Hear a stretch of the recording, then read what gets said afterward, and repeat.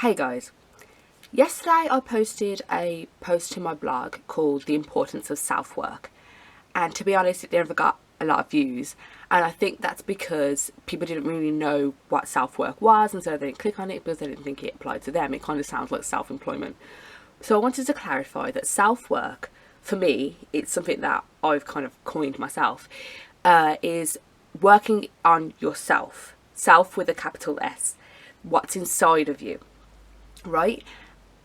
Self-development, self-improvement are all good things, but they're things that's more about the outside, or things that you could think would be better about yourself. So I want to read more books, I want to be more productive, I want to be fitter, etc, etc.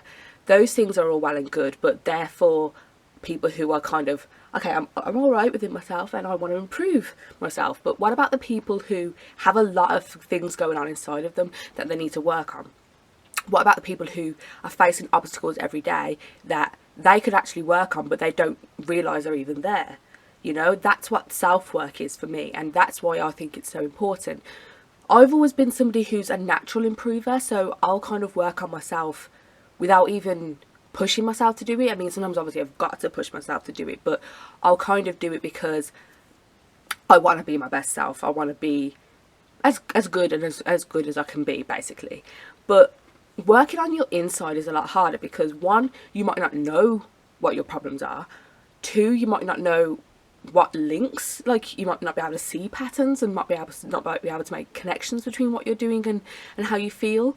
And three, like, it's scary. It's really scary to be honest with yourself and realise that, okay, that thing led to this thing and that's why I'm feeling this way. And that was a really hard topic or area of my life back then that I don't want to revisit. Or it's hard to take responsibility for your actions, basically, and say, this is my fault.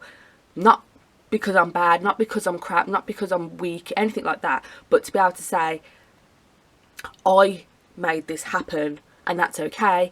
I'm willing to confront it and see why I did this and what I can make better about it, basically. So I've been doing that a lot, and that's why I wanted to share it. And today there's going to be a post that goes a lot into depth of my problem areas. I wasn't sure if I should share it, but I wanted to help other people realise that it's okay to be honest, it's okay to admit to your faults or shortcomings, and we all have them, it's completely normal. And hopefully if they read that, they'll be like, oh, okay, so I see what you mean by problem areas, I see what you mean by things that you can work on for yourself. So that will go up today. Please go watch it, and not watch it, read it. And please read the first one as well, The Importance of Self-Work, because it is so important. I won't go too much into depth about it, but through doing this self-work, and I'm sure a lot of more posts are to come and videos are to come, because it is really interesting and I'm going in deep. I'm reading this book, Rising Strong by Brené Brown, and it's amazing, and because of that book, this is why I'm doing the self-work. So yeah, expect more of that, and I'll share that information. But through doing that, as I've said on the post that's going up today, I've listed what are the problem areas, and I keep thinking, like, but why? That's the important thing. It's not just listing what the problem areas were, where you have big emotional reactions, where you have shortcomings, where you have faults and fears. It's also realising why. Because when you can get to the why and face the why and fix the why, you are liberated. You're able to move forward stronger with that knowledge and hopefully chip away at it and change it, or at least take its power away from you. So one of the things that I realised, I won't go too much into it, but it's that I don't have a sense of belonging. I don't feel like I belong anywhere. And it's not just now, it's been always. I went back to first in the beginning, and yeah, with my family, I don't really feel like I belong that much. I kind of feel like an outsider. I'm not as extroverted as them. I don't naturally think the same way or see the world in the same way. I'm kind of the overly kind one, and that kind of sets me aside from the others. And then in primary school, that was when it was the best, to be honest. I had a lot of good friends, and I had my best friend who I saw all the time ever since nursery, and we was friends up until I was 21. It's a long time, and it's a really great relationship that we had. She was my bestest friend, and I think that's one of the hard parts, is that she was my bestest friend and we drifted apart. had assumed that we would be friends forever, that even if we never saw each other all the time, that she would still come over and see my kids, I'd go over and see her kids every now and then, and that we could see each other and it would just be like nothing had ever changed. And that's how it was. We went to different secondary schools, we went to different colleges, and we went to different universities, but we still spoke. But then all of a sudden something happened, and I don't really know what it is, maybe she knows what it was, but we stopped seeing each other as much, and we grew, we changed. She wasn't quite the person that she used to be, and it became harder to feel that connection with her anymore.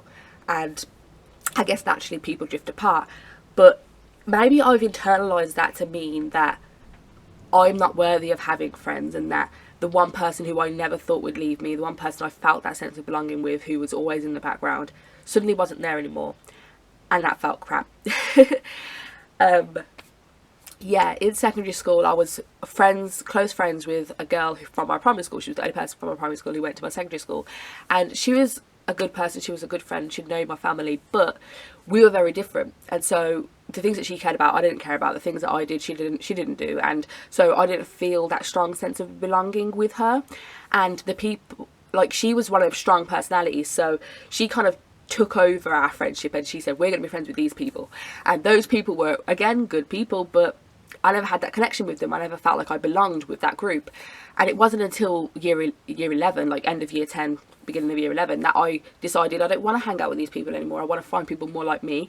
And I found a group of nerdy people, and I became friends with them, and I was friends with them for a year. But again, the trouble was I never had that sense of belonging because I hadn't been friends with them for a long time. They'd been friends since year 7, but I'd only just become friends with them, so I was still kind of like the outsider on the outside of the group. And I got like kind of the jokes that, you know, you give to the black people, and that wasn't, at the time I never thought that was bad, but it's only upon reflection that I was like, that wasn't really fair, that just because I was the most black person in the group that I got all the black jokes. They weren't bad black jokes, it was just like, you know, chicken jokes. But yeah, it wasn't great. And so upon reflection I realised that they weren't my close friends either. And yeah, in university, I don't know if you've seen the story from my blog, you can read the story in depth on my blog, but I dropped out of university twice, and the second time I'd been there for a year, and I never felt like I belonged there. I really didn't feel like I belonged there, and that's one of the reasons why I left. I never felt that sense of, oh, this is where I'm supposed to be, this is who I'm meant to be with, this is in any way good. I never felt like it was in any way good, and that's why I never stayed.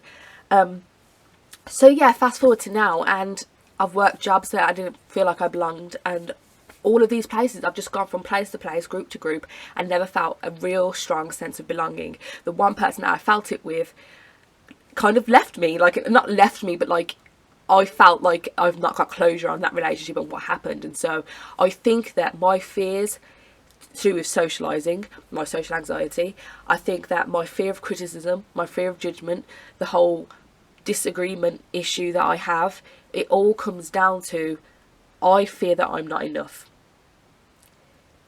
Period. So when I put out my work, when I speak to people, when I go to a social event, when I'm in a new group, etc., etc., I worry that I'm not enough. If I'm in a disagreement with you, you might have your point and I might have mine, and you're thinking that your point's right, and I'm not really thinking that my point's right. I'm just thinking that, oh, once again, I don't belong here. I'm not smart enough to have this conversation. I'm not interesting enough to have this conversation. I don't have enough information to have this conversation, and so again, I am not enough. And that's through my lack of belonging anywhere. I am not enough to belong anywhere with anybody. And I think that was a really powerful revelation, and I really need to journal on it and get clear on what I feel and try and fix the murkiness. But yeah, I wanted to share that with you guys so that you know that self-work really does get results if you pay attention and if you care about doing it. And I believe that it can be liberating and it can be life-changing, because now I know something that I need to work on and something that I need to give to myself to be stronger and move forwards. So do the self-work, check out the posts on my site, which is srcrawford.co.uk, and I'll speak to you next time. Bye.